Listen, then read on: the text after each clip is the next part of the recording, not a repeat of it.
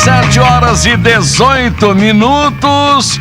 Vamos conversar com doutora Rosana Leite, a nossa querida secretária de Saúde de Campo Grande. Bom dia, doutora, seja bem-vinda. Bom dia, B, bom dia a todos que nos ouvem, né, e também nos assistem pela multiplataforma. Um grande prazer estarmos aqui novamente para conversarmos sobre saúde de Campo Grande. É uma honra recebê-la. Igualmente. Fazendo uma análise rápida, como está a saúde de Campo Grande? A saúde de Campo Grande, como toda a nossa saúde, se ela não tem a atenção e o devido cuidado diuturnamente, todos os dias, todas as horas, né, ela pode a qualquer momento ter alguns problemas. No meu ponto de vista, evoluímos bastante.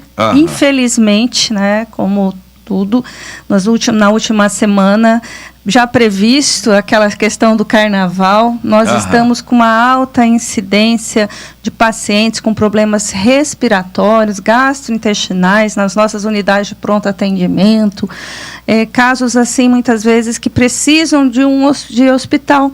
E como eu já falei da última vez aqui, é um fator que, infelizmente, nós... tem muita falta, né, de leitos hospitalares, não só em Campo Grande, mas em todo o Mato Grosso do Sul, e isso aí tem nos preocupado bastante. Doutora, a secretaria vai fazer um mutirão da saúde mental. Sim. A gente tem visto casos muito sérios pela cidade a respeito, principalmente da saúde mental, inclusive com fechamento de locais onde as pessoas tinham esse tratamento não ambulatorial apenas, mas principalmente hospitalar, ficavam hospedados em determinados lugares. E agora, como é que anda isso? Bem, antes, assim, não só a saúde mental, né? Quando nós assumimos o ano passado, lembrar que o ano passado foi um ano muito conturbado, mas o que nós avaliamos? Nós temos filas, não só no que tange a saúde mental, mas a procedimento cirúrgico, algumas consultas.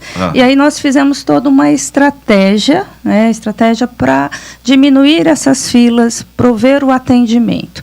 Partimos do princípio, né, em algumas situações um pouco mais urgentes, e o primeiro mutirão que aconteceu da saúde mental, e ainda está acontecendo, porque nós dividimos em duas etapas, né, tanto o atendimento adulto como o atendimento para crianças e adolescentes. Certo?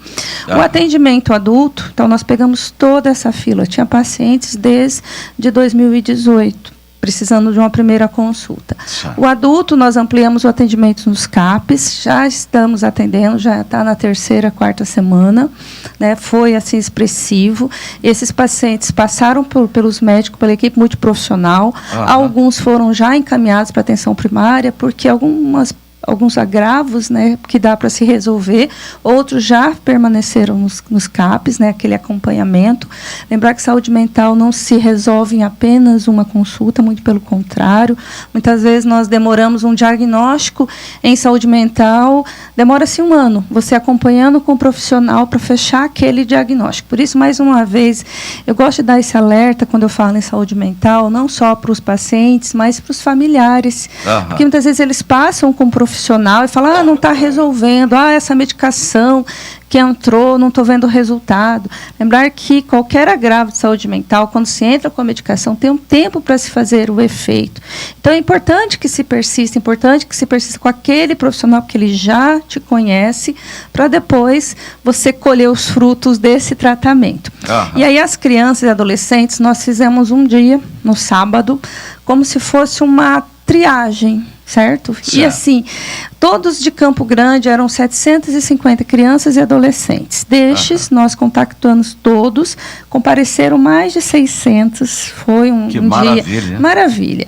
E neste dia, né, alguns foram encaminhados para a unidade de saúde, outros vão continuar no CAPS. Tivemos que internar um paciente, por incrível que pareça, né? Nós internamos e vamos continuar. Então, esse foi apenas um ponto. Nós teremos outros mutirões, também fizemos uma matriz de prioridades, né, em questão das cirurgias. Como nós estamos tendo o programa do Estado e do governo federal, nós demos prioridade nesse momento às outras consultas. Então, teremos mais outros mutirões pela frente. Doutora, melhorou bastante as reclamações a respeito da saúde, mas ainda tem muita gente reclamando da falta de alguns medicamentos. Sim. Esses dias atrás, inclusive o doutor Oswaldo Meza, que atua muito nesse setor, indicou como a pessoa adquirir remédios a preços bem reduzidos nas farmácias populares. Mas mesmo assim, ainda continua aquele ruído, aquela reclamação de pessoas. Isso tende a acabar? Com certeza. Eu falo isso porque é o seguinte, prover o medicamento, ele é a responsabilidade das 3 instâncias, né? Tanto o governo federal, estadual e municipal. Nós temos o programa Saúde Popular, que existem algumas medicações, inclusive, que temos na nossa rede, mas a farmácia também provê.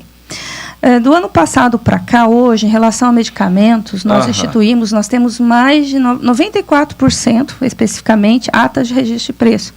Eu falo isso, eu repito muito, eu acho que todo mundo vai entender, porque você não precisa recomeçar toda vez que acaba aquele medicamento, um novo processo, você solicita.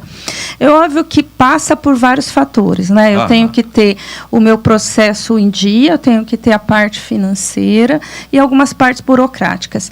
Nesse início de ano, final do ano e início de ano, nós tivemos uma mudança de sistema, tanto por orientação do Tribunal de Contas, a prefeitura inteira passou por isso. Então, o nosso plano de compras anuais. Então, nós tivemos algumas dificuldades em termos burocráticos, porém, não deixamos de prover as medicações de emergências, né, que mais tem. Então, eu acredito que nos próximos 30, 60 dias, tudo vai estar equacionado, porque nós temos atas de registro de preço. É óbvio que alguns fornecedores têm os seus problemas. Lembrar que Campo Grande, infelizmente, é diferente do estado de São Paulo, onde as fábricas são lá, né? Então tem essa facilidade. Privilegiam, mas assim, medicamentos, a tendência é que não falte, sim. Só que algo que a população muitas vezes confunde. Tem medicamentos, por exemplo, estávamos falando de saúde mental. Tem medicamentos que eles são entregues apenas nos CAPs e no SEM. Então é importante estar atento. E outro também, nós terminamos de implantar um sistema, que é o Horus, em toda a nossa unidade. Então nós teremos um controle maior. E eu tenho certeza que isso vai ajudar e muito. Doutora, é importante também que o médico do posto, do CAPS, enfim, ele possa indicar um remédio que seja distribuído, né? Porque às vezes o médico ele está ali atendendo no posto de saúde, mas ele ainda não tem aquela experiência do que se tem de remédio no posto. Então, às vezes, ele indica, né? Ele receita um remédio que não tem, aí fica complicado, né? Perfeito a sua colocação. Mas, assim, lembrar, todo trabalhador, todo profissional de saúde que entra na rede, ele tem não só um regimento, umas normas a serem seguidas, e todos nós profissionais do SUS, né, nós temos não só na Rename, nos nossos regimentos, para conhecer, obrigação de conhecer as medicações que elas são fornecidas, né? Alguns colegas falam, mas essa medicação não é melhor. Todas as medicações que estão tanto na Rename como na Remume são medicações que têm evidência e que, porventura, surjam outras formas farmacêuticas, elas vão sendo adquiridas. Então, é muito importante, porque muitas vezes ele passa a mesma medicação, mesmo princípio, mas coloca um outro nome e aí o paciente já fica preocupado. E às vezes também o Conitec, ele às vezes ele diverge da Anvisa. A Anvisa tem um remédio, aí o Conitec ele fala, não, para esse tipo de situação, nós temos esse outro princípio ativo, né? Então, assim, é importante esse treinamento, não sei se tem um treinamento, uma integração desses novos profissionais, né? Sim, exatamente, a capacitação. Isso Doutora, mesmo. A senhora já venceu muitos desafios na nossa saúde. Eu me lembro que a primeira vez que a senhora esteve aqui, tinha muitas reclamações e elas diminuíram muito, não é? E qual é o desafio atual da senhora na Secretaria de Saúde do município? Me fez lembrar que acho que a última vez que nós viemos aqui, tínhamos muitos problemas estruturais. Exato. E nós tivemos, semana passada, essas chuvas torrenciais, né? Quem que é morador de qualquer casa, qualquer que seja, não apresentou alguma goteira. Uhum. E nós fizemos um levantamento de todos os nossos equipamentos, nós tivemos problemas em apenas 5. E não foram nada relacionado à estrutura, foi uma calha, alguma coisa assim. Uhum. Então, isso também foi gratificante, que a gente está conseguindo, tem uma equipe muito boa da manutenção. Mas um dos maiores desafios hoje, enquanto gestora, é ter uma equipe coesa, ter um time realmente com o pensamento daquela história do siga o líder, né? Isso é muito importante. É uma secretaria, nós temos mais de 5 mil funcionários, né, servidores, e muitas vezes assim, há muitos ruídos de comunicação. Então, o problema do ser humano, né, já disse a Torre de Babel, chama-se comunicação. Então, o meu maior desafio é comunicação. Doutora, a gente nota que grandes problemas surgem no acolhimento da pessoa. Quando a pessoa chega num posto de saúde, numa UPA, no hospital. No hospital, enfim. E não é só no setor de saúde, são vários setores. Não seria o caso de preparar a pessoa que vai estar ali na frente para acolher com carinho aquela pessoa? Muitas vezes ela chega, o problema não é nada, mas muitas vezes o problema se transforma nessa falta de comunicação, de empatia, e a coisa termina, como sempre, muito mal.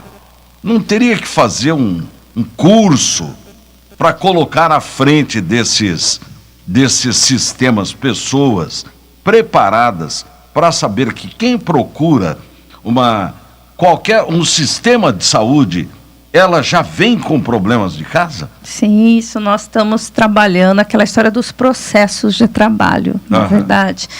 Principalmente nós, que lidamos com o bem maior ser humano, que chama-se vida. E independente, quando eu falo trabalhadores, eu incluo todos, desde a recepção, desde a pessoa que é responsável pela higiene, né, os profissionais, os médicos, a enfermagem, toda essa equipe. E esse contato com o outro, ele não é fácil, nós entendemos muito isso. Porque muitas vezes aquela pessoa que está lá na recepção, ela também está com um problema, ela também está doente. Então, nós estamos trabalhando. O ano passado nós fizemos, juntamente com a ouvidoria, nossa parte da educação e saúde, todo um mapeamento. E não basta apenas cursos, né? É o pertencimento, é entender que naquele momento o outro que chegou lá, ele pode parar e perguntar onde que é a loja tal, não tem importância. Ele entrou na unidade de saúde, ele tem que sair com uma resposta. Então, essa empatia, que é muito ensinada, não só nos cursos técnicos, mas nos cursos de graduação, nós estamos trabalhando fortemente para que tenha. Hoje, nós sabemos que 80% dos pacientes que procuram uma consulta médica, nós conseguimos resolver apenas com anamnese, o exame físico, e você já consegue dar a solução, sem precisar de grandes tecnologias. E a mesma coisa, quando o paciente ele chega numa unidade angustiado, ele não vai lá à toa, não é porque ele quer, ele já está cheio de angústia. Tem algumas reclamações, eu esperei 4 horas, 5 horas. Aí você vai olhar na ficha, ele esperou 2. Não deveria esperar tanto, mas infelizmente, quando eu falei nessas contingências, semana passada, na rede privada, estava mais de 5 horas de espera. Só que ele está tão angustiado que ele perde a noção do tempo. E aí, muitas vezes, existem alguns conflitos. Às vezes ele precisa só de um acolhimento ali naquele momento, né? Ou falar, olha, está demorando, olha, realmente está muito cheio. Uma satisfação. Uma satisfação. Não seria o caso de colocar um assistente social para fazer essa interface entre setor de atendimento e quem chega? Nós temos assistente social, nós temos equipe, então é ter mais essa essa sensibilidade. É que às vezes parece que está todo mundo de cara feia, o médico, o assistente social, já está cansado. Não, é que quem chega, já chega estressado. Já chega bravo, né? Já chega bravo.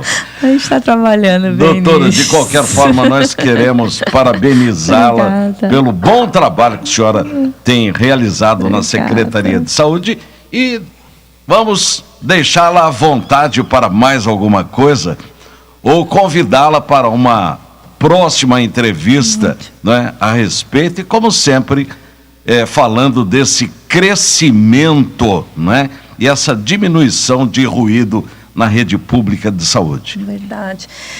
Nós estamos vivendo um momento, desde semana passada, né, de quarta, terça-feira para cá, com aumento expressivo de pacientes nas nossas unidades de pronto atendimento. A média está sendo 4.000 pacientes dia, sendo que em tempos normais é 2.500 a 3.000. Então, assim, as nossas unidades estão muito lotadas. Por quê?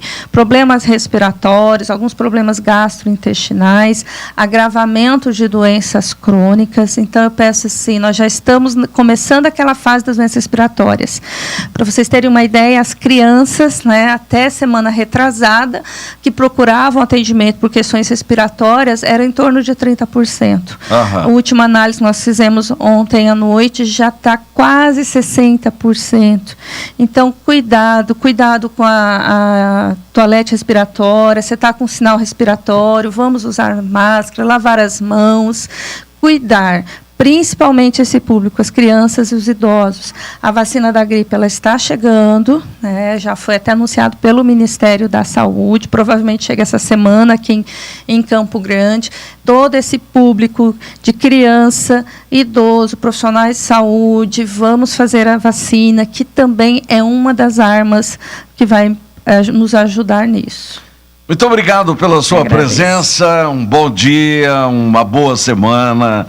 Eu que agradeço. Volte sempre. Obrigada a todos, um grande abraço a todos.